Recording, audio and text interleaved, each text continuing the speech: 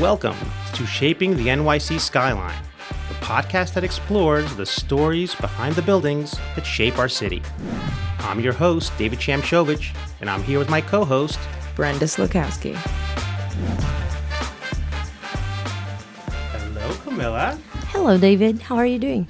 Good. I'm still getting used to the fact that I'm only saying hello to you and not to Brenda. I know. Because we're so it's like the three amigos of Shaping the NYC Skyline, and I feel like we're missing a little bit of it, but I think you and I can take up the mantle for these. I think we did a good job. I think we did a great job, and we had an amazing guest, Andrew Esposito of Apex Development, and he's such a nice guy. Amazing guy with an amazing background, amazing projects, and everything he does. It's actually quite interesting.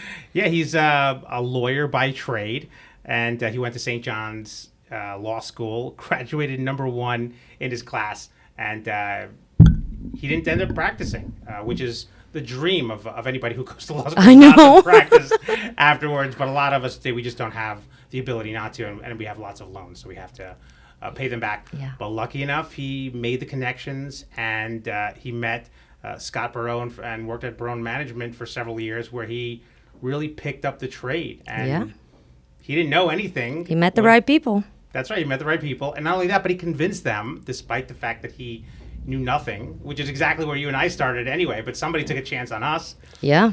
Somebody took a chance on him. For those who don't know, David took a chance on me. I knew nothing about affordable housing. And Alvin took a chance on me. So it's you have to have somewhere. Yeah. You have to start somewhere, and a lot of it is really about smarts and having that it factor of being able to learn and that growth mentality. But obviously, some people don't have that. So we were fortunate enough to talk to Andrew, who does have that, and was able to get a footing, no pun intended, or maybe yes, pun intended, in the door. And Barone is like one of the largest developers of charter schools in New York City, and that's precisely what Andrew does when he started off his own firm, and he's now just on the cusp of closing on his first deal, which is basically shovel ready for a charter school. Yeah. And the charter school idea is amazing. If you know a lot, if you understand what it takes to make a profit and how the numbers work and how land prices work, that's great. And a lot of these developers that we talk to, they know this stuff. They know what the hard and soft costs should be, what the rent should be, what the projections should state, what the expenses are going to be. It's like they have this stuff at the back of their brain, and they think that it's simple. Based on experience is what I'm getting out. So, and as lawyers, obviously, we have lots of experience in other realms, but I don't think really predicting or projecting figures or those numbers is really in our wheelhouse. Yeah. And so I think, to me, it's very impressive when I see somebody doing that kind of math, understanding all that it takes. Maybe it's simple, but if you don't know it, it's not. No, and the fact that you have to line everything up way before the Skyliners will listen to that, but you have to sign a lease before you even buy the land. Yeah. Otherwise, the risk is too big. That's right. You can't get financing if you don't have a tenant. Yeah. And in a charter school, you only have one tenant. So it's really kind of it's the proverbial putting all of your eggs in one basket. But the positive side of it is that you're getting subsidized payments from the Department of Education, which I assume is pretty credit worthy. And in this episode, Andrew talks a ton about how he started out, how did he get into development, and also his experience in doing charter schools. And he's doing a number of rezonings. He's from Queens. He's doing these rezonings in Queens. Looks like he's going to be doing some residential, clearly some affordable housing because of MIH. And impressive guy. I think our Skyliners are just truly gonna find him phenomenal. Be very impressed. Sure. One more guy contributing to the community and to shaping the New York City skyline. That's right. So we're super happy to introduce Andrew Esposito from Apex Development. Hello, everybody. Hello, Camilla. Hello, David. How you doing? I'm great. How are you doing? I feel like we're missing someone, but I just can't put my finger. I wonder who on it. There used to be somebody sitting next to me, and now there's somebody else sitting next to me. I know. I used to sit across from you, and now here I am. Brenda's been out sick the last couple of days. Feel better, Brenda. Yep. She's working though, because the work from home is real. You don't get to call out sick just because you're sick. You have to work through it. But I think yesterday she was feeling pretty bad. I don't think she was doing any work.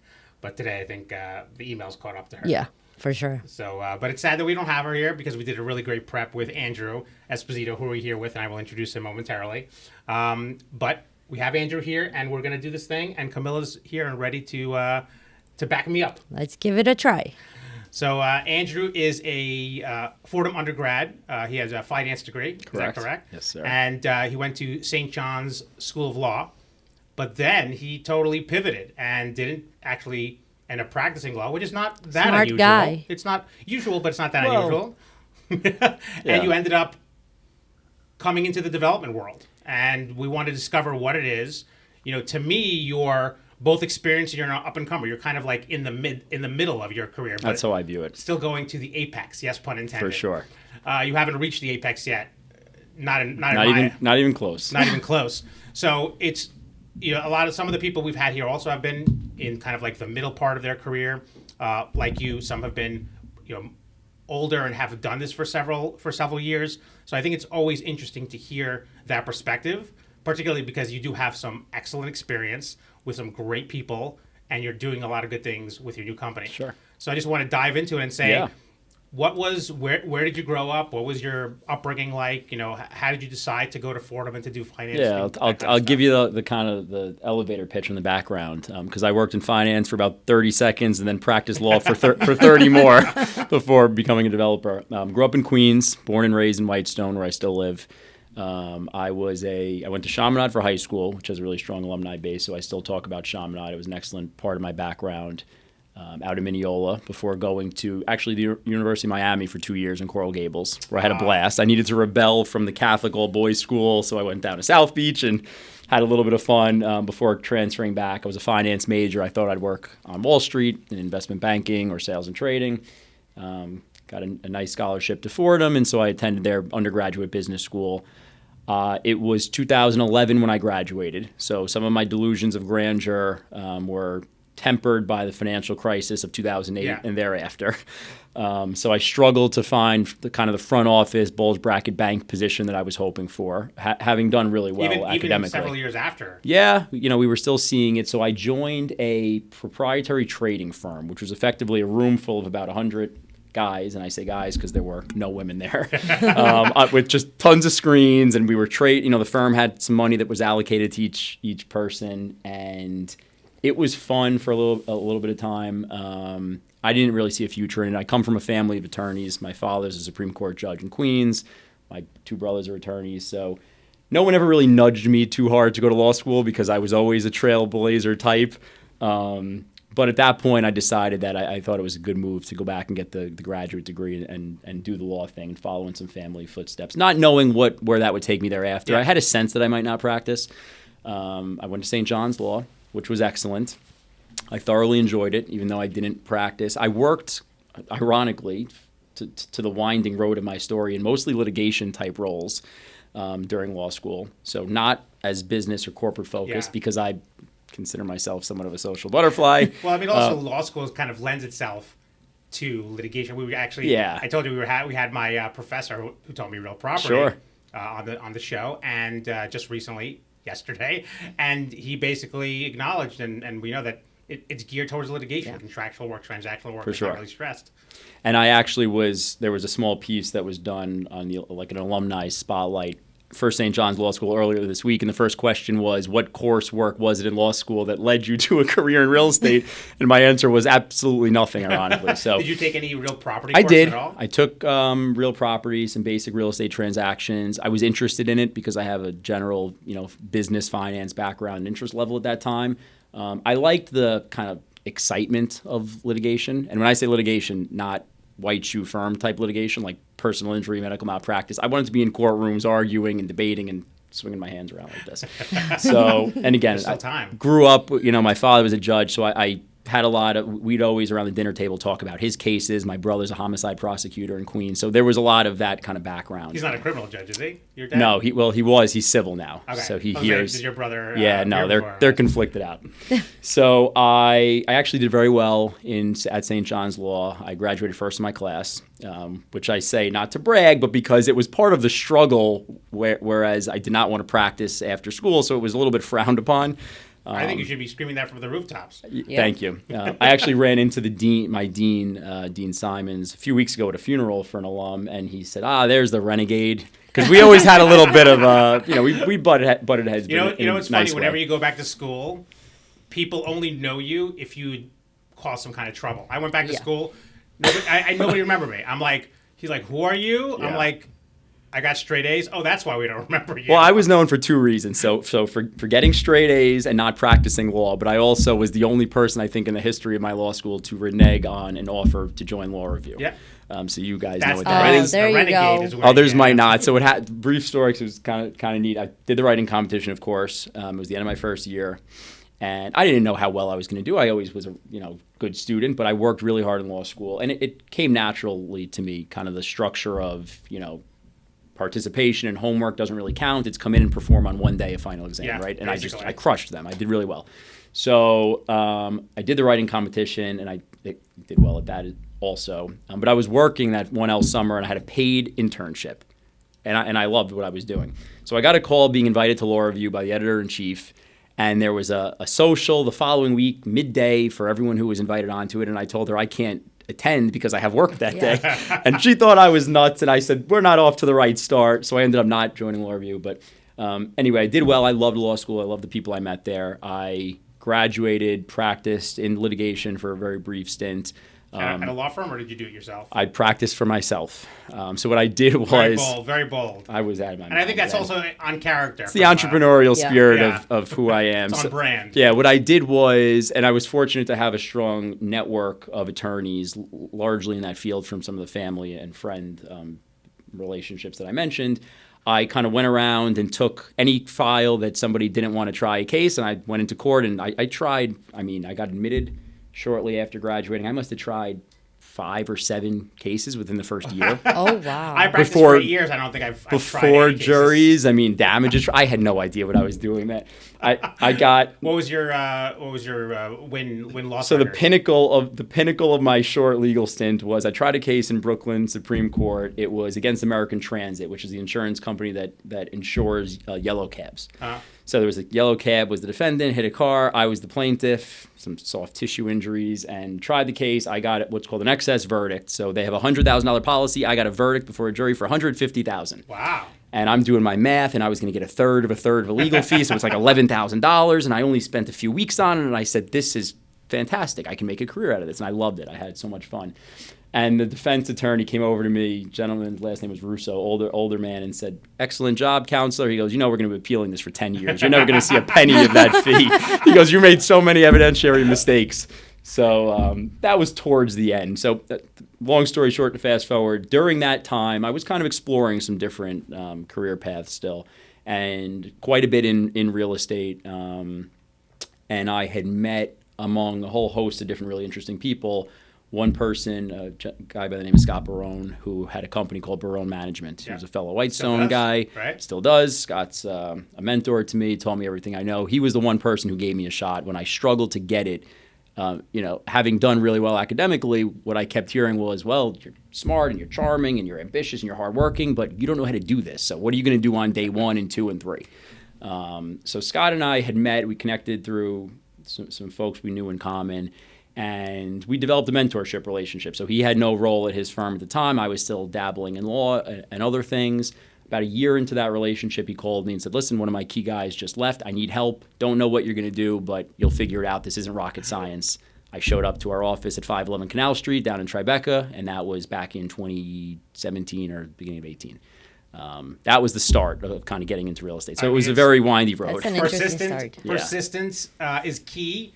Making sure that you're going for what you want, and not having the knowledge and the experience is not something that should really leave you to prevent you from going Right, or forward deter with you, the exactly. things that you want to do. And that's always where my head was, even to this day. I mean, I need to learn from my own mistakes, and if I make them, so help me, I will. We all do. But that's kind of the way my life has always progressed. Yeah. And overall, thank God, it's the mistakes haven't been too bad. It's worked out. So I joined that firm at that time. So what did you do on day one? If you remember, you probably don't. I do. Oh, you do remember? You did Scott might listen and well, he likes stories like this. So he had an Aston Martin at the time that he parked right out front because he didn't want to walk to the parking garage a few blocks away, and he'd get parking tickets. And there wasn't like a very hefty staff. There was key guys, and that was it. The firm ran, pretty lean. So my first task was to take a stack of parking tickets for the Aston Martin DB9.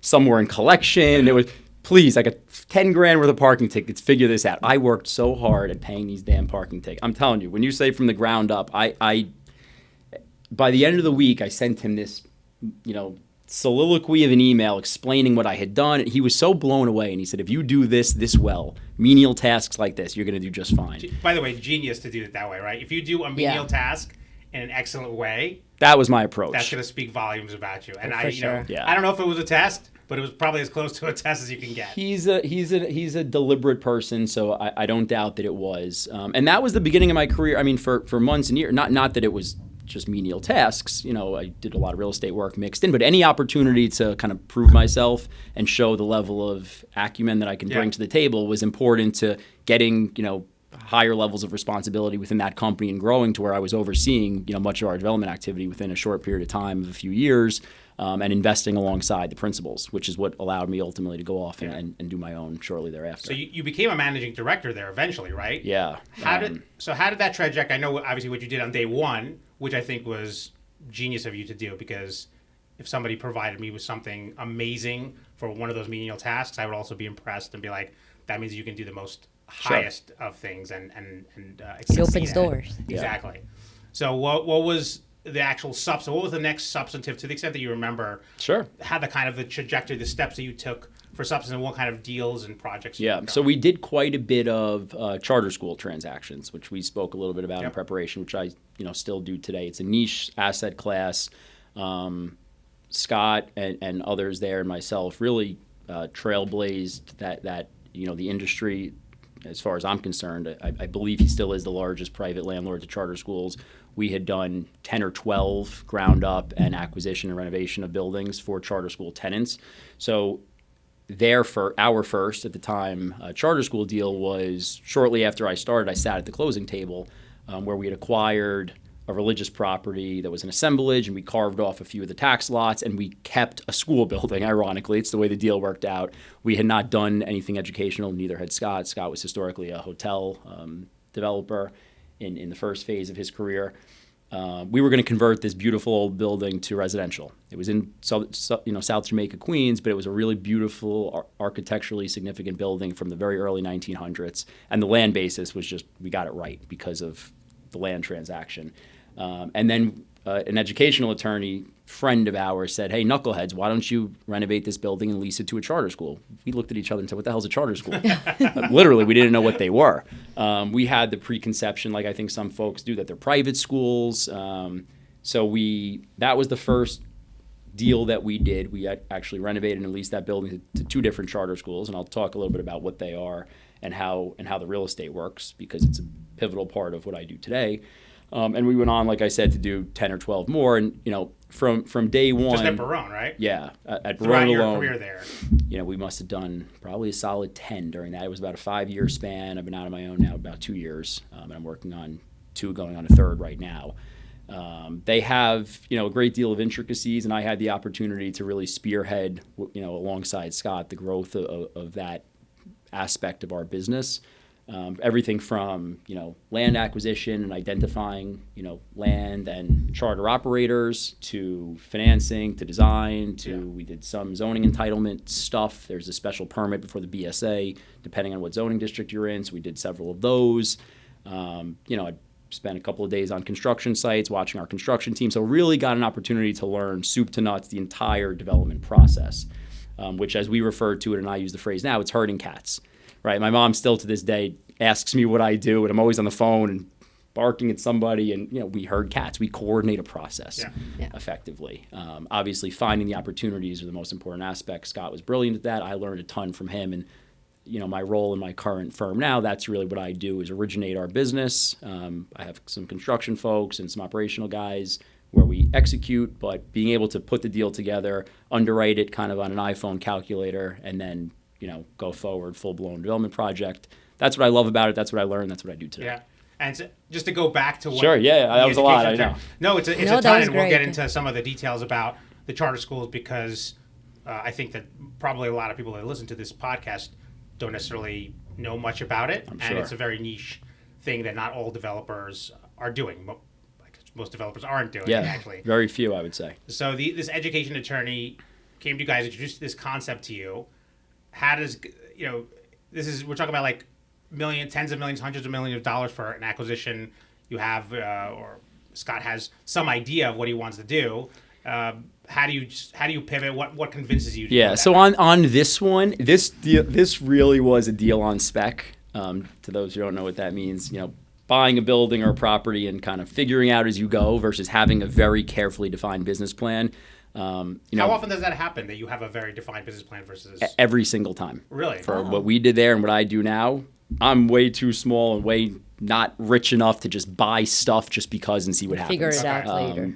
There are some generational type real estate owners maybe who can acquire stuff, for lack of a better word, and wait to see how land appreciates, et cetera. But even when you speak to folks who have property generationally in Williamsburg, in Long Island City on the waterfront, they would tell you that people thought they were nuts buying that. Yeah. Nobody had the genius ideas. I'm going to buy all this land in Long Island City because of proximity to New York City. And I mean, not that it's not, an obvious connection, but it would, no one knows how long that takes. That's not really strategy in real estate development, right? So getting land basis right, the cost of the land versus what we're going to build and what we're actually going to put in that building to collect rent from the revenue side is what it's all about. So most of the folks within kind of the mid-market world where I work in, everything is very carefully defined. That's not to say that everything doesn't always play out that way. Yeah. Things happen and But the intention, you set your intention. And very, you have a very goal. deliberate intention for every single deal.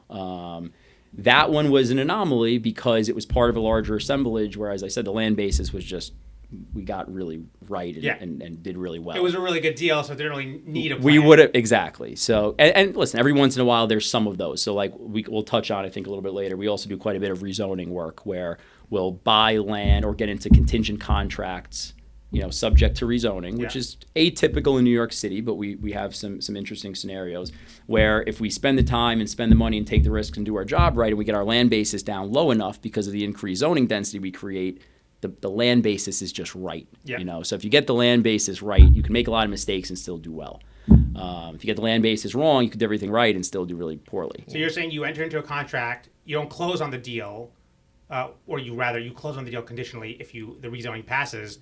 And I assume there's Correct. some release of deposit or some money that goes to the seller in the interim because it's a longer closing period. Exactly. Right? Coupled with, so there's some different mechanisms we can work in. Number one, we're spending upwards of $1 million at risk cash out of our pocket to, for consultants for the rezoning process over a 2 to 3 year period. So interests are very much aligned. There may be some release of some hard money. Maybe we're overpaying slightly. So it's, hey, maybe our price is $200 a foot for residential FAR that I should be paying $150 a foot, but I'll pay you $200 a foot. But if I get the rezoning done, well, I'm in for $75 a foot. So it's kind of a win-win for everybody. And if there's willingness to be patient, especially the last couple of years without 421A, it'll be interesting to see how some of this evolves now with 485X. But without 421A and with interest rates so high and cap rates not making sense, we found some opportunities where landowners were willing to be patient because there was kind of nothing else to be done. Yeah. Multifamily, run-of-the-mill, vanilla, rental development projects kind of were completely stalled. So we were able to work our way ourselves into some interesting scenarios like what you mentioned. And the only one other piece I would add is there's also a component to those types of structures where we've been able to joint venture with landowners sometimes where they believe in the business model and they say, okay, we'll attribute a land basis, $100 a foot, $120 a foot. you're going to create value by doing what you do. You take the risk. You have the know-how to do it. And then we're 50-50 partners on the upside to get, above basis, let's say. And what they're providing is the land in the deal, right? Exactly. And the time so that you don't have to close, because I don't want to, end up owning, if it's an M1 to an R7X, I don't want to end up owning the M1 zone site. I want to get it if I can rezone it to the R. So. Yeah. If I was a landowner, I'd probably just want to get rid of it and let the professionals. That's the majority. That's the majority of the scenarios. Is that's why you got to parse through this stuff. I look at like 100 deals a week. I'm constantly looking at stuff. Most of them don't work. I mean, you look at 100 deals, not even one will work. You got to look at like 1,000 to find one that works. Yeah. And when I say works, it's kind of like works dating, well. right? It's like you're swiping. Exactly. It's like Tinder. It's the real estate Tinder. We should create an app actually for that. That would be awesome. Brilliant. Okay, we have to cut this out of the podcast so people don't copy us. 100%. I'll take 50% of this deal. Done. So that's a little bit about the rezonings, but that's another business model that we've been into. But which is an important one, because once you rezone, right, you're rezoning for residential, right, or you're upzoning. Yeah. Typically, it's always a lower residential to a higher residential, zoning district, or an M zone, or like a C8, which is sort of like manufacturing, up to an R.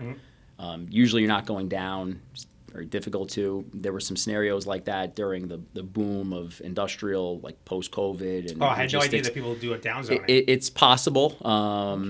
Challenging, because typically folks want, especially where the city is today with the housing crisis. More residential destinations. We don't want. It's the opposite of what everybody's saying. Yeah. But what is that process like? Since we're on the topic, and I do want to get into charter schools, but since we're talking about this.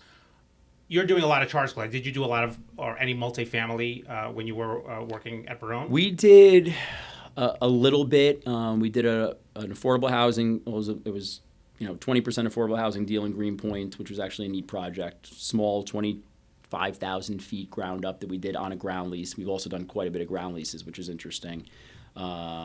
We did some industrial. We did some self-storage. We dabbled. The only asset class I've never touched at all is condo. Construction is a little bit more expensive. Yeah. Typically, the payout structure is what it is, and tax implications, but it's not so different from other asset classes. We can underwrite it. If, economics makes sense, we could do it. We don't really like the tax implications, so we haven't. But everything else, I did have an opportunity to touch. We did some industrial. But the main focus was the charter schools from a development standpoint. And we did a bunch of entitled work there. I did there as well, rezonings and some special permits for the BSA. So got really good at some of the intricacies with land use. And now you're doing 3 rezonings, all of which are in Queens. Correct. I don't know if that's by design or that's just you found those properties. Laziness. I don't have to drive to other boroughs. I doubt it. This is not a lazy man, ladies and gentlemen. No, zonings, you were going to ask about the process. And the most pivotal part, and I'll step back and talk a little bit more about the process, but the most pivotal part is the last step, which is council member approval. So relationships with local electeds is super important. Executing and going through the ULURP process is one component.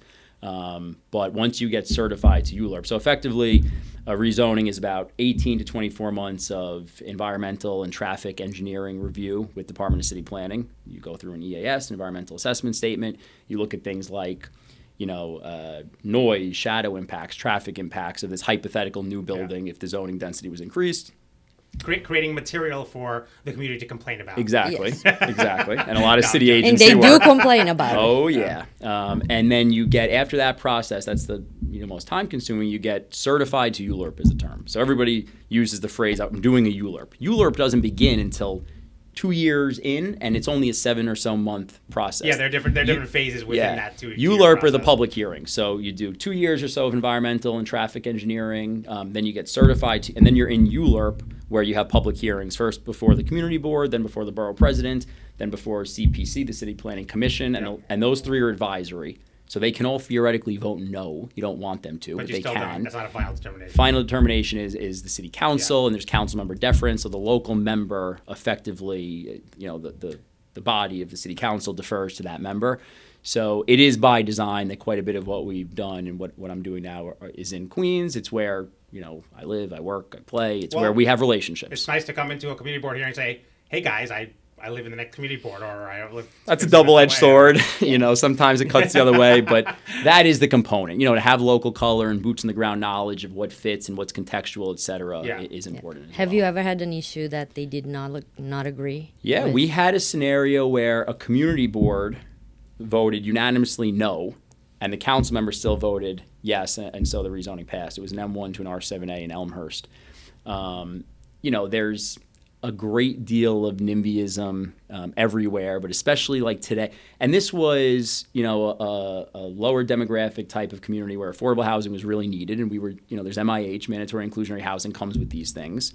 And we work with the council member to kind of meet where he or she thinks the right fit is, or the mix of affordability and number of units. And we did strike that balance.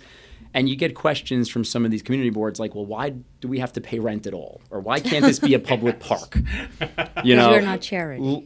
Literally. Why can't 50% of it be affordable? Yeah. So, there's the economic pragmatism of these things as well. And for the most part, the council member, and that's not to disparage the community boards, by the way. Yeah. Many of them are excellent. Many of the land use chair people are excellent. They know land use really well. You get people that come out, and especially if something's a little bit controversial, and it's just, it feels like anything you build at this point is I've never not everything is controversial. And just to circle back to charter schools are very controversial as well, which we were actually surprised to learn. I would love to hear a little bit, because I'm surprised. Sure. Yeah. So we didn't. The first time we had brought on, and I think it was for Scott's firm too, because I was there at the time. The first time we hired a lobbyist was for a charter school project, and we would think, what sense does this make that we need to lobby local elected officials to have a public school, because charter schools are public, so effectively they're like hybrid public-private. They're privately run, but they're publicly funded, which is sort of the best of both worlds. So smart folks like you guys or myself, if we had the right academic background, could apply for a charter from New York State. They're New York State public schools, and we'd get vetted, and they want to know who's going to be on your board and what's your business plan. But they're run like private businesses, which is why typically they perform so well. There's no tenure. Most importantly, they're non-union operated. Typically, so keep expenses down. Exactly. That's one of the key reasons why they work so well. And why they work from a real estate standpoint, but it's also the reason why they're so hotly contested from a political standpoint. Most of the Democrat, politicians, local electeds, both in Albany and in the city, don't like the no union aspect of charter operations and the construction component. Yeah. Clearly we know that because of what happened with 485X with the charges, right? The labor unions exactly are getting a lot of what they want.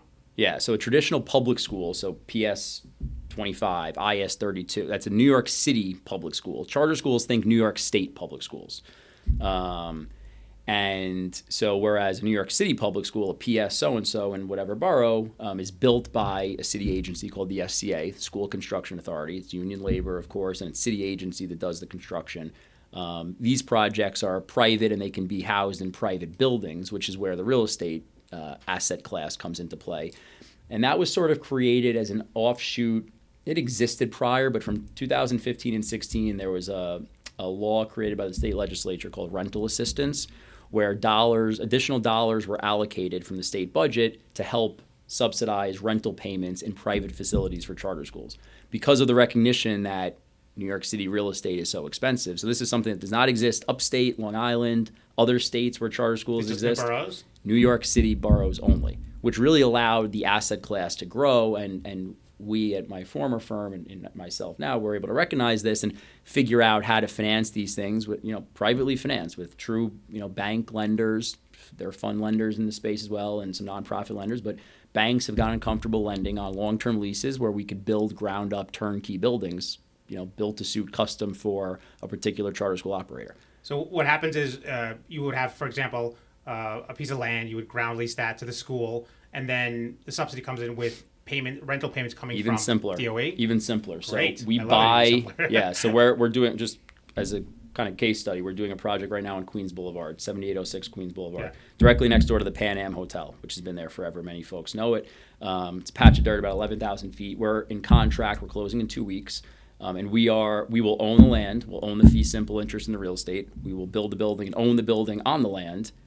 Charter school is a long-term tenant. They have a 45-year lease. Mm-hmm. That lease is what allows us to finance our construction loans. So we go to the bank with that lease. We finance construction. We're pulling $30-somewhat million in construction loan financing, and we'll build the ground-up turnkey 60,000-foot building for this school custom built. So there is not a ground lease mechanism to it. It's a very simple build-to-suit simple is an overstatement, but from a real estate Somewhat transaction simple. standpoint, it's simple.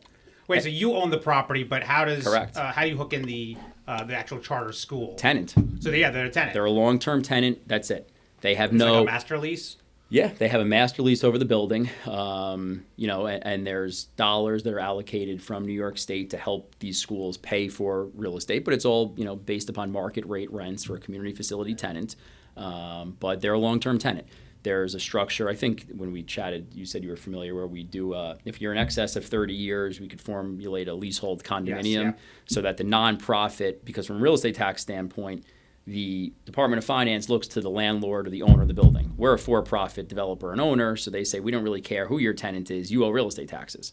Our leases are close to triple net, but the school says, well, you can make us responsible, but we don't pay taxes. So somebody's got to pay taxes according to the DOF. So, and this is the case for other nonprofits, churches, certain educational facilities in for-profit buildings, where if you have a lease in excess of 31 years plus a leasehold condominium, the Department of Finance recognizes like a de facto ownership interest in the real estate, and they recognize a tax exemption. So we do. So there's quite a bit of intricacies that are involved with these things.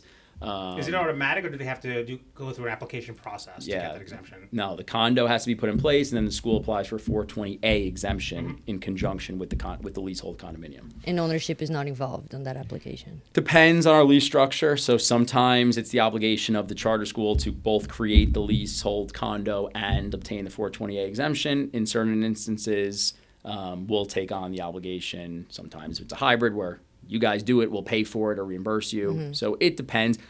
I like when we do it because this is our business. We're real estate guys, right? The schools are they're tenants, but they're not real estate people. And you'll do it right. You can we'll do it right. We know the right condo attorneys to use, right? You want to use somebody who knows how to do this and to get it done. So we like to kind of control that component. It's important to the overall deal. Yeah, no, definitely. So when I think about a school, I think about 1, 2, maybe 3-story building, perhaps a little bit more. So I'm thinking there's probably extra air rights on here. What if anything do you do? Can you use them? Can you sell them? So it depends. So we can use the community facility FAR, right? So our school that we're developing currently, Forte Prep on Queens Boulevard, we're utilizing all the community facility FAR, and we're doing a cellar level. So we're totally maxed out, plus we're adding cellar. Typically the CF is more than the resi, right? So depending on what zoning district you're in, if there's a CF bump, sometimes you could do creative things and have a mixed-use building. If there's a commercial overlay and you're on a strong retail corridor, like Queens Boulevard is, you might have some ground floor retail. Here we don't. It's a standalone school. But you can kind of mix and match a bit. I mean, think about a traditional public school, but DOE. You don't see them in mixed-use buildings. Typically, the school operators like to have their own identity, which we, respect as in so much as economics can make it work. We typically have standalone buildings, but they can be. We've done transactions where a school is a condominium within a larger building where there's, a residential tower above, theoretically. I can imagine that schools are standalones, but I was just thinking all those air rights, you figure that you have more, you could sell them maybe to the neighbors, but I guess if the neighbors aren't really there, don't want to build next to a school, then it depends. I mean, it depends. Being next door, like where we're building right now on Queens Boulevard, we're next door to the Pan Am Hotel, as I mentioned, which has been not secretly a homeless shelter for quite some time, for years. I mean, before homeless shelter was kind of like a sexy asset class, which it's become a little bit today because of the tremendous need. And so our lenders asked the question, well, is this a problem? And the reality is that it's a family shelter and there are children that may attend the school. I mean, this is the reality of being in the boroughs and in these neighborhoods where these things tend to be located. The justification for the existence of charter schools is to supplement an otherwise struggling New York City public school system, right? Otherwise, why else would they exist? The city already has public schools and they have mechanisms to build them and fund them. Charter schools were created as an offshoot to help supplement where the SCA couldn't build enough schools or where, the DOE was failing. So they tend to be in neighborhoods like Corona, Jackson Heights, Elmhurst in Queens, or Jamaica, the South Bronx, where there's a need. From a real estate standpoint, that typically means that we could buy the land well. The reason you don't see a lot of charter schools in New York City, meaning Manhattan, is because the rental allotment is the same whether you're in the South Bronx or on Park Avenue. Oh, so you go where the land is cheaper. It's all economics. Yeah. We can only really earn X dollars in rent. I got a development project is land, hard costs, soft costs, financing costs. hard, soft, and financing are what they are. The land is kind of the piece that moves. The revenue on the other side is what it is also, because it's sort of set. You apply a cap rate to see what it's worth. The land is the piece that we need to be able to buy right to make these work. That's the variable that can shift. Yeah. Right? Exactly. So what comes first when you have a project in mind? Is the person who has the ability to open the charter school come to you? Do you find a piece of land? Do you see a need? What's the first thing that happens, or maybe it's all of the above? It's a great question. That's sort of the secret sauce.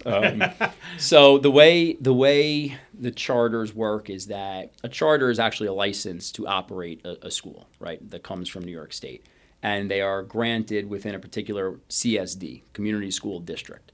And the business is largely relationship based, and having done quite a bit of it in my former firm and former life. We still have and develop those relationships. So folks call us all the time because they know that we understand the intricacies of this asset class really well. But I'll get a phone call from someone who maybe just got a new charter or just expanded a charter. And my first question is, well, what CSD are you in? Well, I have a charter in CSD 24. Okay, I know that's Jackson Heights and Corona. Well, how many kids do you have? I have 500 kids. I know rough rule of thumb is 9,200 feet per kid. So, okay, you need a 50,000-foot building within the confines of Jackson Heights, Elmhurst, or Corona, because that's CSD 24. Yeah. I know zoning districts that are, as of right, for school usage is anything except an M zone or a C8. So I know what I'm looking for zoning. And I can go out and talk to a couple of brokers or talk to friends or see what we have in our portfolio and start putting it together that way. Another pivotal question mark is whether or not a school needs a gymnasium. A gymnasium is a big column-free, high-ceiling space, right? That's one of the reasons that existing buildings tend to be challenging for schools, because if you have a high school that needs a gymnasium, and lower age group schools can get away without a true gym, but high schools, certainly public schools, need a true gym. You've got 5,000, 6,000, 7,000 feet, column-free, 23-foot ceilings. Those types of expanses of space don't typically just exist in buildings unless it's a school building. So we've done things where we've expanded by adding floors above or popped up a gym to get some double height space, but largely these become ground up new buildings. So those are some of the important question marks that we'll ask going into it.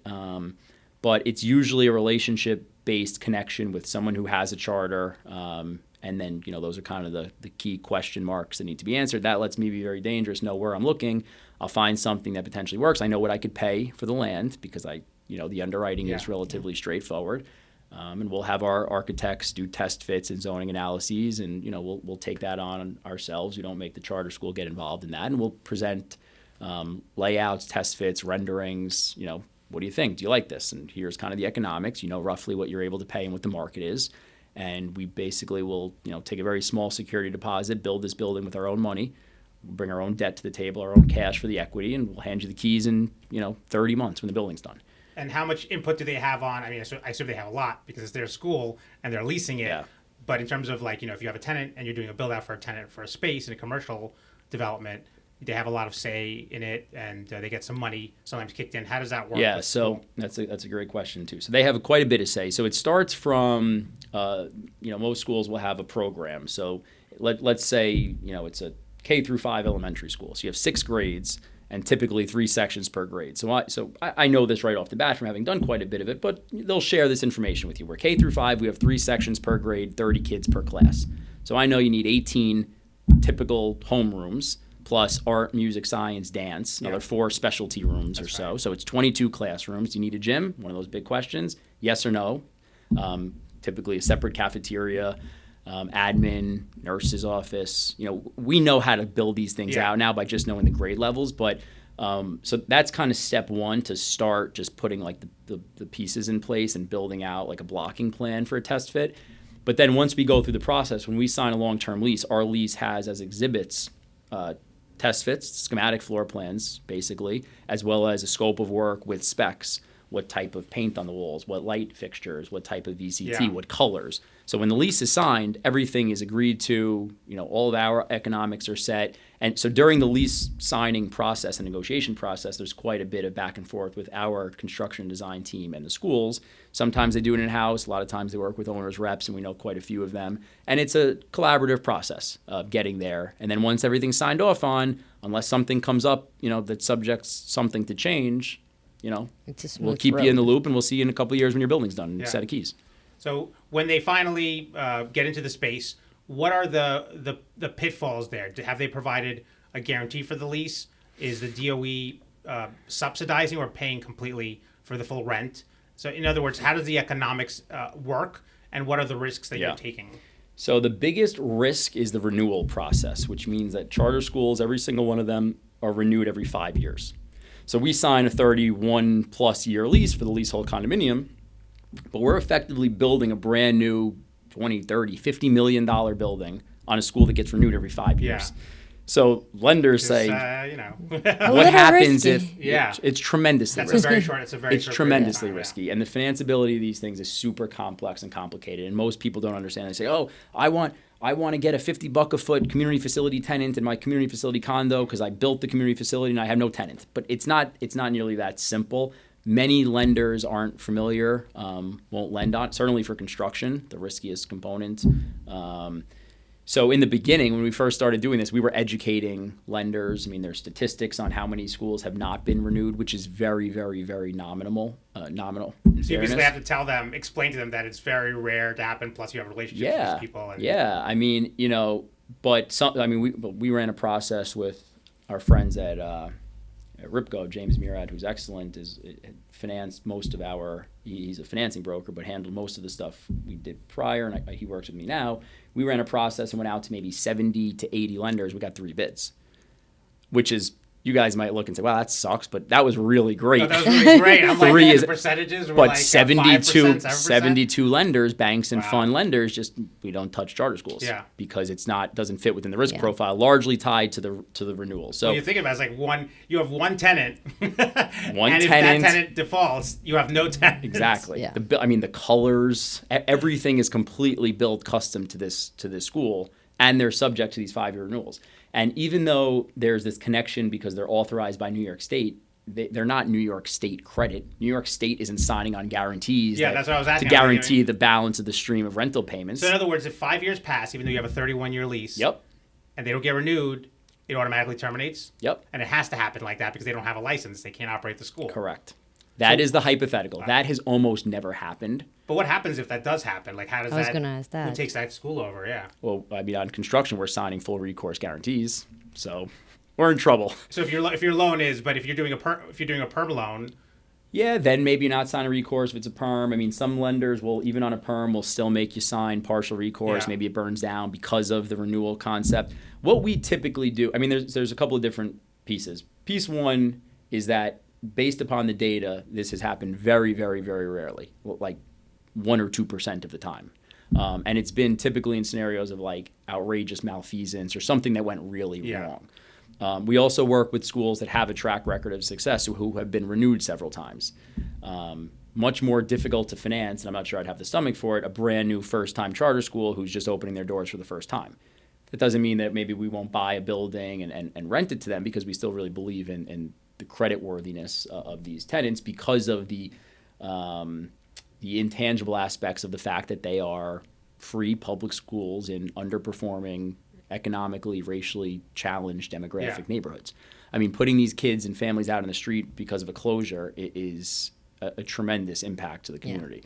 So there has to be a really strong reason. We learned during COVID, which was really interesting but really sad, because we were kind of waiting, like, will the rent stop coming? Because all tenants were starting to ask for, rent credits and abatements and COVID, and the charters, rent kept coming and schools stayed open. So were they paying it out of their pocket, or was it all coming from... The dollars, for the most part, are allocated from the state. It has to be within a certain budget, and there are checks. It's not just like, any amount of money. It's tied to the market.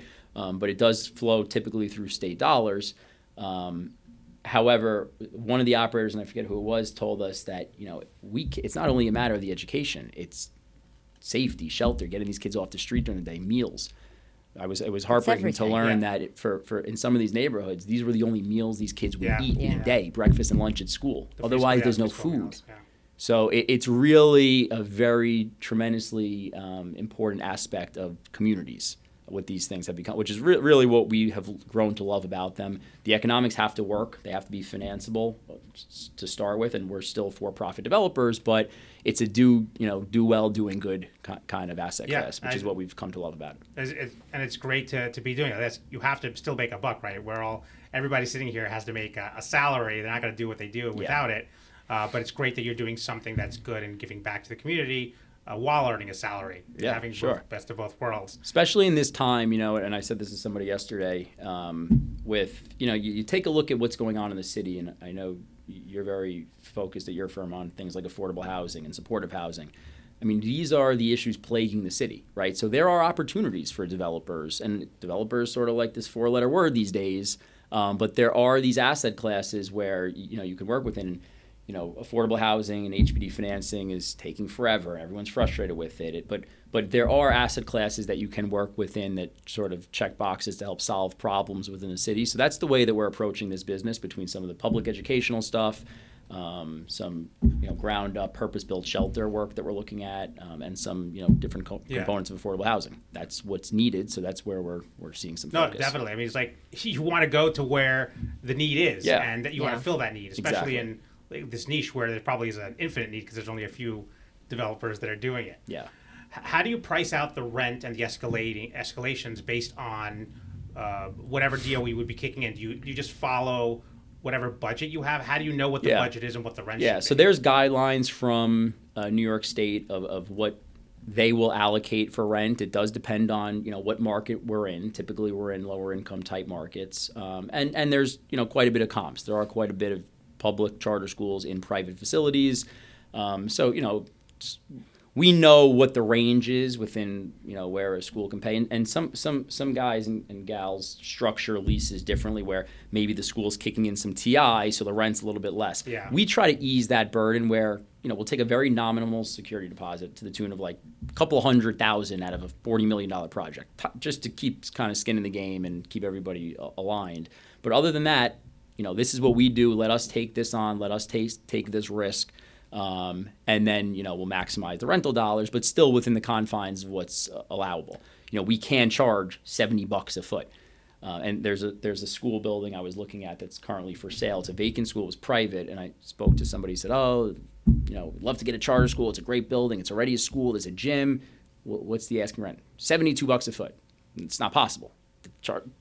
What do you mean it's not possible? It's already a school. It's a great location. It's in Williamsburg. It doesn't matter. That's in excess of what the legislature sort of permits for the schools. So you got to play within the confines of the rules, which are pretty transparent. So that makes the underwriting transparent. Going back to what I said before, a lot of it comes down to land basis and how we can build these things. So we GC and CM, we're construction managers. We don't self-perform labor, but we'll GC our own projects, and being able to control the costs, construction, labor, et cetera, is also critical. So that's an important component as well, that we build these things ourselves. So just going back to what you just said, which is we have an existing building, which to me sounds like you're jumping to the conclusion, like you already got a lot of stuff. You just have to maybe retrofit some things, Sure. modernize some things, update things. How do you decide whether something's, if it's vacant, that's clear, but if there's an existing building, obviously if it's dilapidated also, very obvious, but like a building, whether you want to tear it down or tear a portion of it down or just build it from ground up completely after demolishing it. So a lot of it drives from the need or the lack thereof for a gymnasium, as I said, right? So if we have an existing building, we have a school that absolutely needs a gym. The first question is, can this building tolerate structural changes to put a gym into it? If not, it's either a tear down or go find another site. Yeah. If you don't need a gym, we still look at things like ceiling heights. We look at things like mechanical capacities, column spacing. You can't have columns within classrooms, right? If we have a 30 by 20, 600-foot classroom, you can't have columns. The column grid has to be right. You're dealing with the limitations of the existing bricks. Floor loads need to be sufficient. Yeah. If you need to go in and start reinforcing steel and structure, and you're dropping new piles into a foundation, it gets to a point where you might as well be building a new building at that point. So you're just doing a walkthrough to assess these things? We'll bring maybe a structural mechanical engineer. Maybe he or she will join on the second round. I'll go with my partner, as a construction guy for many years, so we'll go and kick the bricks initially to check some boxes. If we still have some questions, we'll bring in a couple of engineers. Yeah. But we can usually get a good sense. We could pull a C of O and take a look at floor loads and things like that. So we can, know enough to be really dangerous from computer review, and then, always going to walk the site.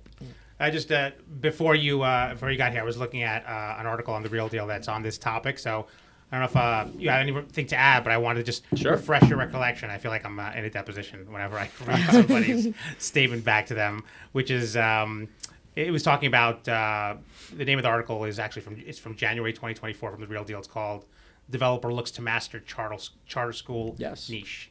Apex puts together Queen's Deal and asset class with benefits, challenges." So that's all the things that you've been talking about. Yes, sir. And you wrote that the $48 million. Well, the article wrote the $48 million project is Esposito's first ground-up development since he started Apex Development Group in 2018. He's hoping to gain a foothold in charter schools, a small but growing niche in the New York City real estate market that's immune to some of the ills afflicting the other asset classes. From an economic standpoint, charter schools are desirable, especially in today's market, where ground-up development has been really challenging. Charter schools pencil out because it's a long-term use for the full building. Once we know how to finance and build it, they pay the rent for a 45-year period. We don't have to worry about things like vacancy and broker fees, which is, precisely what you've been saying. Yeah. I think it's an overlooked asset class. I don't think this episode is going to make people just go out and be like, this is what I'm doing. But well, I hope not. I don't want to engender too much much competition. I highly doubt. I think it's the fact that you had that experience. Yeah, it's really, same thing here. When I came to this firm, we have this niche of tax incentives, housing incentives, and yes, we do more than that. But that's really just like you guys do more than that. Yeah, that's really your core competency. Exactly. Yeah. And so I'm fine. Like just today, I posted on LinkedIn something that's very substantive and a tip that would cost a client typically 30 minutes of my work, whatever it is. But I'm fine giving it away because you're not going to be able to, from that piece of information, you're not going to be able to. 100%. Good luck piecing it together. Yeah. In law school, I would give people my outlines. I'm like, you're not going to do better. I mean, I would good also, luck, but I don't care. I shared notes, and I didn't actually outline. I took notes, and I studied every page of Yeah. them, and people thought I was nuts for doing that. It's one of the reasons I did really well. But sure, because you can't make this stuff up. When you know something really well. Yeah, impossible. And it's ingrained. And look, I'm a young guy. I've been doing this. There's plenty of veterans who've been doing it longer. I know this stuff really well. And what I don't know, I'll be the first person to say I have no idea. Yeah. Somebody will call me, what do you think about this? Is it a good condo site? I have no idea. Certain neighborhoods, what do you think the price per square foot buildable in, Sunset Park in Brooklyn? I happy to say I have no idea. But eventually you will, and you'll have that experience, Yeah. and then you'll be able to do it. Yeah. But you can't just listen to, you can't just Google how to build something, and then you go, so now I know how to build it. It's just the experiences. And reputationally having executed, gotten them done, financed, built, refinanced, etc. So that's actually really good. I love the way I have these. This is a great segue from my next thing, which is I'm going to pull back a little bit and take you back to 2018 when you started Apex. So you joined, and I want to understand also what made you make that leap, because that is a terrifying leap to make, and a lot of people are very comfortable just sticking where they are, particularly when you're in a place that you're an MD, right? And you probably the sky's the limit at this place, but that's not good enough for you, right? Law school's not good enough for you. This is not good for you, which I think is a good. It's an affliction, man. I'm saying it in a good way though. And two is I know that developers who first start out, because this is a relationship business very much, you have to have that track record and that history of putting up buildings, which you did not have by yourself. Yes, you did have it at another place. Exactly. How did you overcome that to then be able to actually get money from a bank? Yep. So I guess those two questions. And just to set the timing correct. So I started Apex. I formed Apex while I was with Barone. It was the mechanism by which I was able to invest in our deals. Okay. So my initials are APE. So my brothers used to call me Ape when I was a kid. So I didn't want to be Ape. So I added an X and made the word Apex. And there's some other Apexes. I should have asked you what that was for, but for it's some my reason initials plus an X. Yeah. So that was initially just kind of a passive LLC. That was my participation in investment opportunities, and that was one of the greatest things about my, time there, was that I had the ability to do that. Yeah.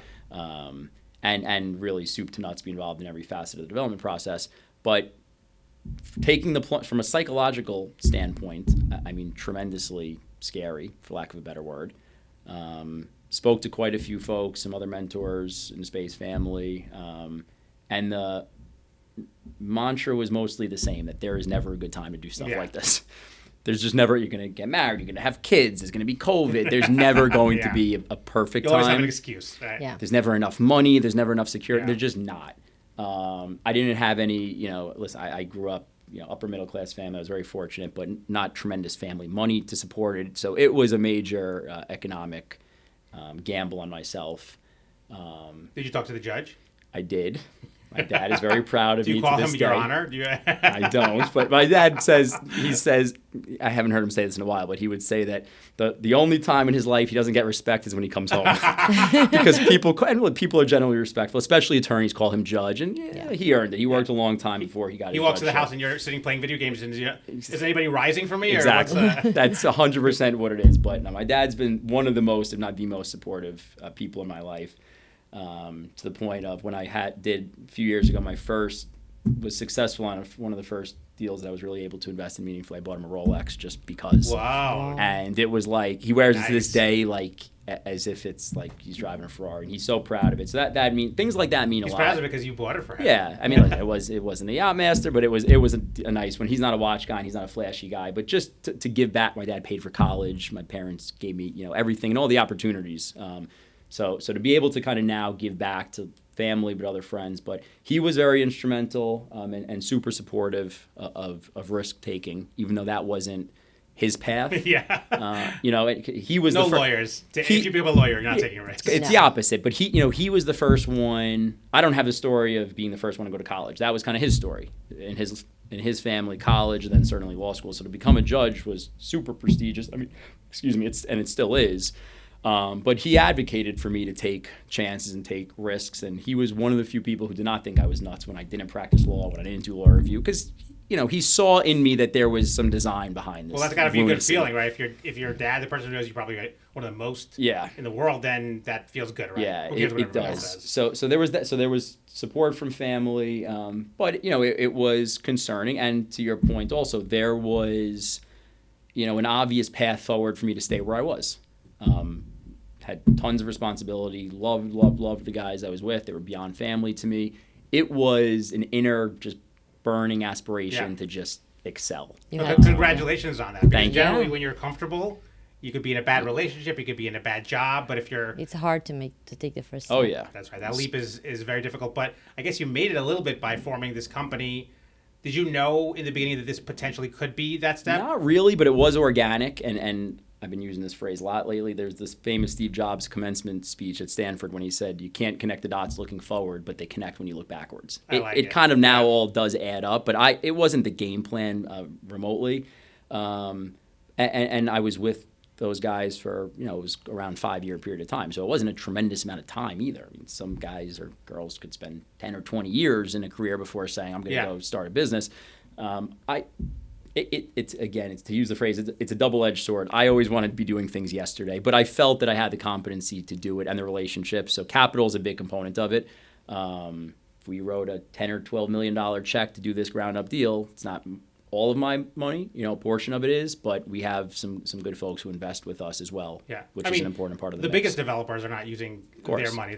We always want to use OPM, other people's money, to some extent. It levers returns further, in addition to a bank, but banks as well. To your point, it's not just having the equity to be there. Having banks get comfortable with someone at a relatively new company to do a project of this scale. Look, it's not shaping the skyline in New York City, but it's a meaneful project, tens of millions of dollars. It is shaping the skyline, though. Shaping ground up construction. You're right. It's a new building that wasn't otherwise there. That's like those aspects have been kind of the most rewarding and satisfying so far. Aside from God willing, the economic benefits if we do our job well, is that folks like bankers, investors, etc., tenants, Forte Prep, our first charter school tenant, are willing to kind of take the chance on us because they see the experience and the passion for what we do. And I mean, I could hear it myself, so I'm sure that our Skyliners are going to hear that passion and what. I mean, I was so impressed when I first spoke to you. You are young, but you have the experience. You can just tell, like it's like an old soul. Not really an old soul, but like you can tell that you really want this stuff and you really know the stuff. It's not like you're some 20-year-old kid. You really have studied the stuff and have really. And there's a lot of that, by the way. Again, not to disparage anyone, but because there's different access to dollars and there's different community groups where there's investment dollars made available, and there are quite a few young guys and gals out there who run around and have access to capital and to real estate, and some of them have become very successful. Some of them have been in over their heads. So I'm very cognizant of that, and especially in the space where we're choosing to play. community facility, city and state dollars. We're exceptionally careful and want to make sure that we really, own what we're doing before we make moves. No, I think it's a great idea, and it's a great policy to abide by. So you have a new this ground up charter school that is you're just closing on it. You said, right? Yeah. So we'll close on June 6th. Knock on wood. Where we just got credit committee approval from our lender. Wrapping up loan docs, but we'll close. So we're in contract. We'll close on acquisition of the fee as well as the construction loan. It's $30+ million loan. It's a $40-something million total project cost, and we'll break ground June 16th. We're scheduled. We're weeks away. I'm scheduling a groundbreaking. We just got silver shovels. We're right there. Listen, you still never want to jinx this stuff. But that's the plan. We're right there. Dollars are done. Equity's done. Bank's done. School lease is fully signed. And assuming all goes well, how long does it take to get the school running? Too.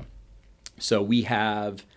So to close, we'll need to pull a new building permit. So we also have, and my partner Chris, who's excellent, we spent 4 months and we'll have plan approval. Hopefully today, there's a DOB meeting happening, I think right now. We released architects and engineers on January 2nd. We have like 95% CDs. We're supposed to get plan approval today, which is like record-breaking time, 4 months. We'll pull a permit probably in 2 weeks. That is very fast. Super fast. So we'll pull a permit in 2 weeks. We have to build 60,000 feet, which includes a one-story cellar level. It's about a 20 to 24-month construction period. We have a little bit of wiggle room, so we'll deliver July 2026 is the game plan. Oh, wow. Yeah.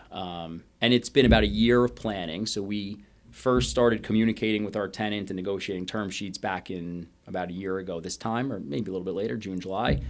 A year to break ground, which is signing a lease and getting new building plan approval and permit, which we moved quick. And then about 2 years of construction, so we'll hit 26. Our lease does have another important component of these deals is timing. You miss a day, you miss a year. We can't deliver a school building on October 2nd because kids need to be in seats, not on September 1st. They need a building really in July or August to move in furniture, et cetera, because we don't provide FF&E. So did you I assume you timed it that way, right? 100%. By design. So and what we have in our lease and what we always need to have is the ability to have some wiggle room. So we have the ability to deliver as late as July 2027 before the tenant's able to terminate. We can't keep them on the hook forever.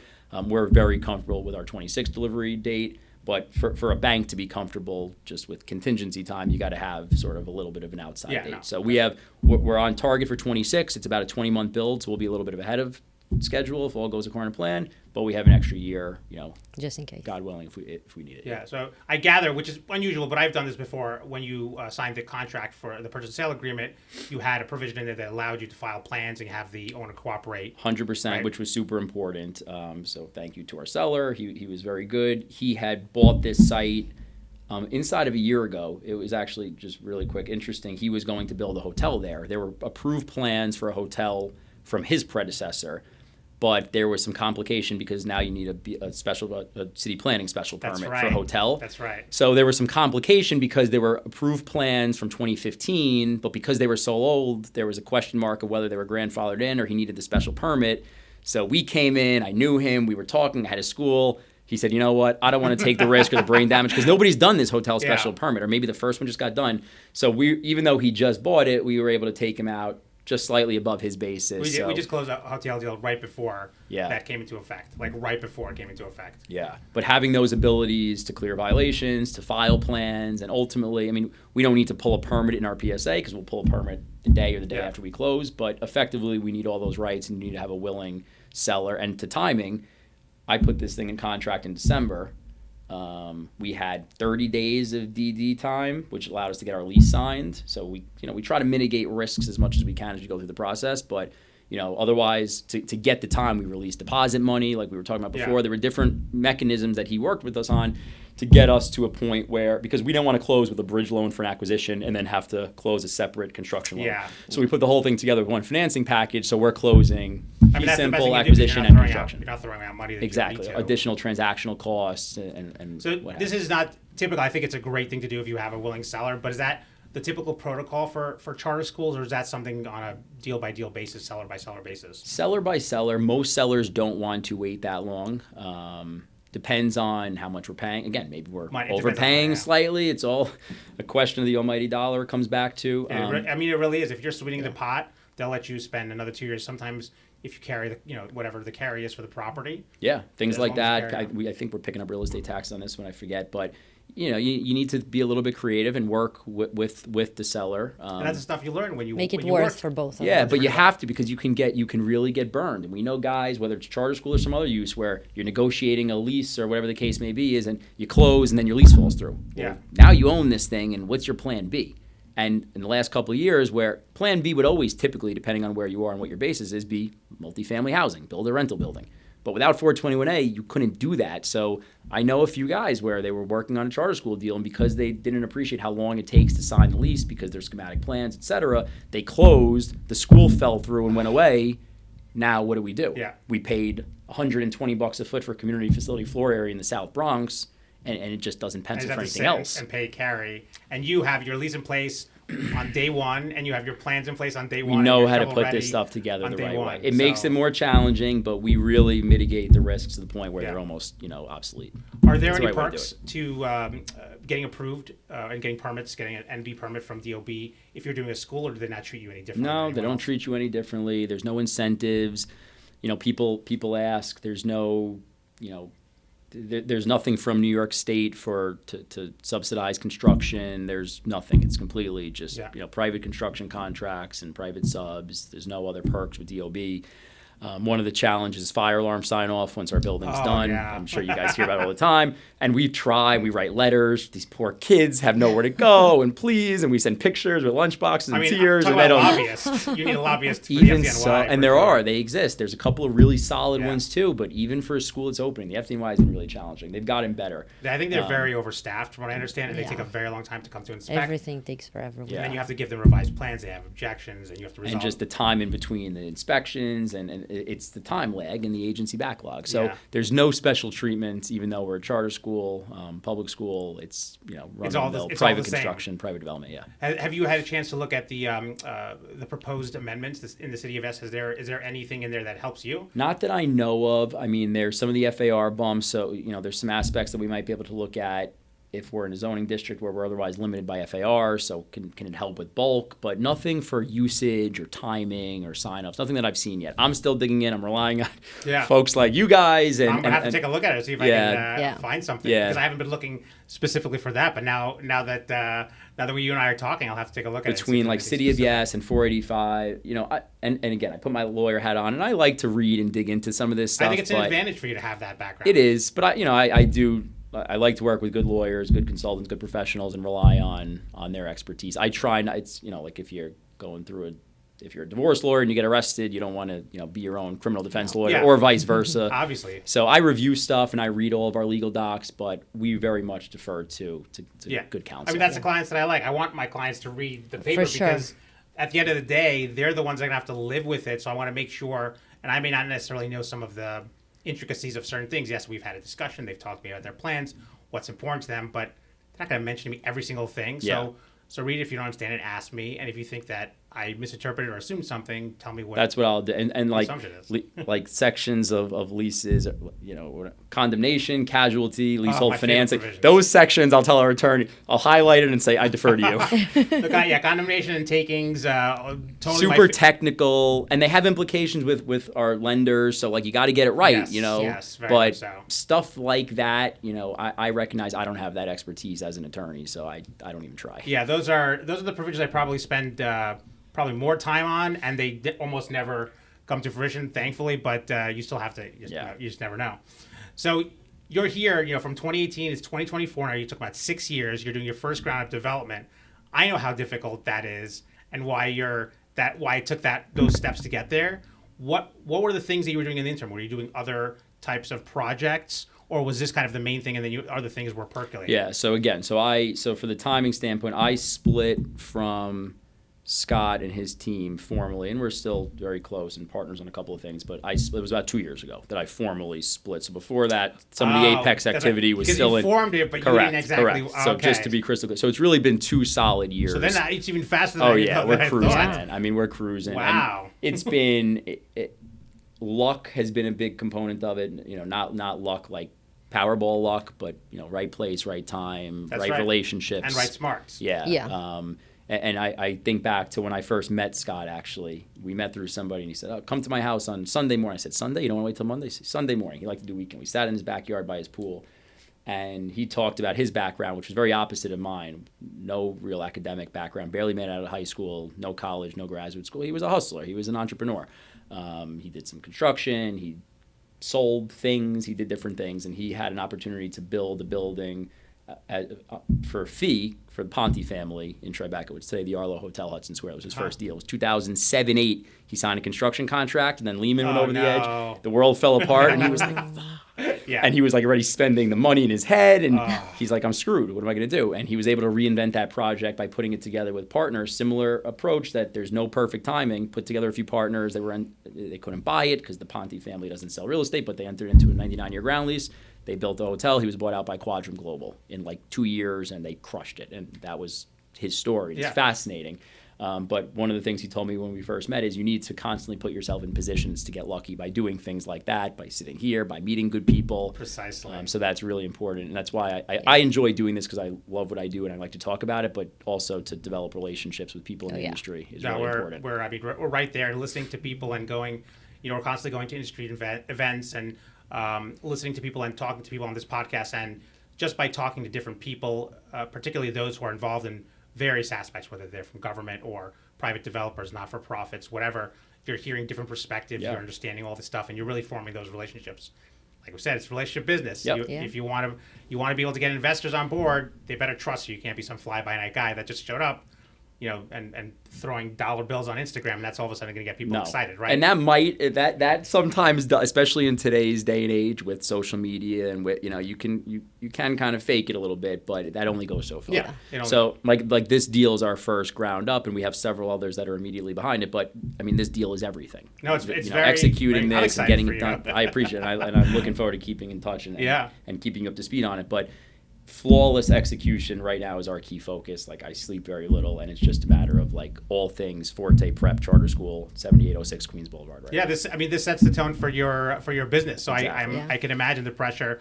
I'm not going to keep you here for too much longer, but I did want to ask one additional question, which could take another half an hour. Hopefully not. I talk a lot. No, this is perfect. This is exactly. Does he. As you can tell. Plus, I'm interested in this stuff. Listen, you can always add, and we mentioned, like, you can take stuff out, you can't add more in. So what's hard is when, like, I did something yesterday, I spoke, was interviewed, and I had to keep it to a half hour. And it's hard to keep it to a half hour. You're like, why? Especially when you're live. I should have said that. Yeah. You don't second guess. When I get up, I'm just like, I did it, and I don't have to think about That's it. Sometimes I don't even remember what we discussed, and I listen to the episode. I'm like, I can't believe I said. I don't even remember saying that, or I don't remember. Right, having that when discussion. you're in the zone and you're just flowing. But you have everything there. Yeah, exactly. You're just the conversation just flows. So you're having this charter school, this history that you've been working on charter schools. You have this new ground up coming up, and now you're doing these 3 rezonings, which I only can assume if they pass, are going to be residential with affordable housing component. You can be dealing with HPD, probably a tax exemption, and those are those. I guess they're not totally new, but they're a little bit new because it's not exactly what you did at Barone, and they're not precisely what I guess your, I want to say business model, but the things that you have the most experience in. So how did you decide to make that leap? Was it just an obvious one? And clearly you made that leap before there was a 485X. So how did that decision process come about? I know land use and zoning really well because getting basis right, purchase price per square foot relies so on critical. Yeah. So like I go on Zola and zoom out, and I know by the colors of what zoning district stuff is. It's like becoming an obsession. So I look at a ton of sites every day, and it's what is the asking price divided by FAR, and I know in almost every neighborhood in the city what's a good price. But Zola's not the the wedding registry. It's a zoning and land use map that's available. So if you don't know what it is, New York City. Yeah, just you can go Google the zoning land use map, and then you'll see like this interactive map where it shows you what the districts are, and you can click on the old tax maps. And I Google Zola NYC. That's exactly what I do. That's what a lot of people do. I should probably bookmark it at this point. Yeah, I use it 100 times a day. But what's really neat too, if you didn't, I'm sure you guys do. If you zoom out a little bit on the map, it shows you color coding by zoning district. So I know like red is M zone, pink is Yeah. C8 zone, yellow is Resi. So I can't believe you know. I can't believe you know. You know, I can't even remember the bulk regulations for each it's district. I a have to look them strange up. obsession. Yeah, It's because we're looking at one site individual. We're not looking at like hundreds Yeah. like you. so from having this fixation with basis driving, viability of a deal, whether it's a charter deal or anything else, I know that $60 a foot anywhere in New York City is a phenomenal land basis for residential FAR. So, when you look at a site that you can take and you know what's a viable zoning district to get to, and you do some simple division, and if you can get that basis low enough, it's just going to make sense for something. Yeah. And when nothing was working the past 2 or 3 years literally, you guys tell me if you've seen different from your clients, but nobody's been developing anything for the most part because nothing's worked. Well, if you could spend the time and the money and the know-how and get the basis low enough, like double-digit type of low enough where, Resi FAR is selling for $150 a foot, and, well, if we create enough density, we can have an imputed basis of $42 a foot, even if we don't build that building. Maybe we're not an expert in HPD affordable housing, but there's a guy else, right? for $90 a foot where it's a great deal for him, and I'm still making $40 or $50 a foot on the land basis. And you're giving him a site that's already. He's got enough juice where he can make money and do his thing for because the HPD looks at having the right basis as well. So that's kind of where it was created. I hope to be able to build some of it. Partnerships are an important component. I was going to say, I know this great firm that can help you. Between folks like you for sure, that have a niche type of expertise, and we certainly do that. We don't just have one attorney we use for everything. Some of our attorneys might be upset by that, but they know that. We use different lawyers for different. Nowadays things. it's very rare. It's not like back in the day. I guess when people had their one attorney, you have different. There's areas. such different specializations that are important, and like subcategories of specializations as well now. Like we do zoning, but it's not really zoning. It's a subset of zoning. Exactly. But we hope to build some of it. So in addition to professionals and consulting partners, also like co-GP type partners. Maybe there's a guy or gal who's a developer who does quite a bit of HPD, and I got a site that I know is a great HPD site and I have a really good land basis. Well, maybe I'll sell the site into a new joint venture, so I'll take a few chips off the table because I created a bunch of value with the rezoning, and then maybe we're partners and I did my job and brought the site, and you bring the know-how, and I'll ride shotgun and kind of learn that business model a little bit as well. So that's kind of what the hope would be over time, but not to take away from any of it, because this is sophisticated stuff, but what we do can be learned if enough time and energy and the right professionals and consultants are involved. What we do can be learned. So I'm responsibly and cautiously, I'm very much a believer that we can learn how to do new asset classes and work within other realms of real estate as well as charter schools. I'm a huge believer of growth mentality and being able to learn. I think that you have a very similar demeanor and understanding as many of the developers that we've spoken to had on the show, which is, you're right, you can learn this, but I think it takes a type of personality to do it. The herding cats thing is very, very much resonates with me. We do herd cats, but in a different way. You guys have to put it together, an ultimate project with ultimate liability, not just money, but it could be physical damage, death, everything's on the construction, just like the responsibility and the risks that you have to take are immense. And I think it takes someone with a lot of cojones, because I don't want to use the other word, I don't want to make this explicit, to do something like this. And so to go out on your own, to do it, and within 2 years now to have, a shovel-ready site. It's hard to believe sometimes. Yeah, it's amazing, and I think that pretty much the sky's the limit for you from here. So I'm looking forward to seeing you evolve shaping and just the New York City skyline. Nice, very good color. It was in my brain for some reason. I like that you pointed that out. Beat you to it. Well, thanks for having me. We loved having you. And if there anything that if you want to give any information out in terms of either any handles for social media or plugs or email address, whatever it is, if you want, or we just include that stuff in the notes. Yeah, you can include. I don't have social. I mean, I have LinkedIn, but I don't have social media, so you won't find what I'm having for dinner tonight on Instagram. But it's apexdevelopmentny.com. My cell phone's probably on there. Love to talk to people. Love to meet people. And connect with good new relationships. Yeah. So feel free to reach out if you have a site, if you have a charter school. Reach out to Andrew. Reach out to us. We'll connect you. But he's a good guy, as you can tell. He's smart. And nothing but great things for your. Thank you so much. Thanks. Thank you for coming. Bye. Well, everyone, that's our show. Thanks so much for listening.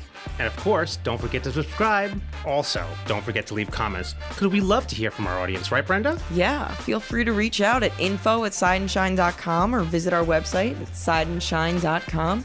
We really look forward to hearing from you. You could also reach out to David and Brenda at dshamshovich@sideandshine.com and Brenda Slakowski at sideandshine.com. You want to spell that? V Slakowski at sideandshine.com. Those are lengthy last names. You can just find us on our website. That's right.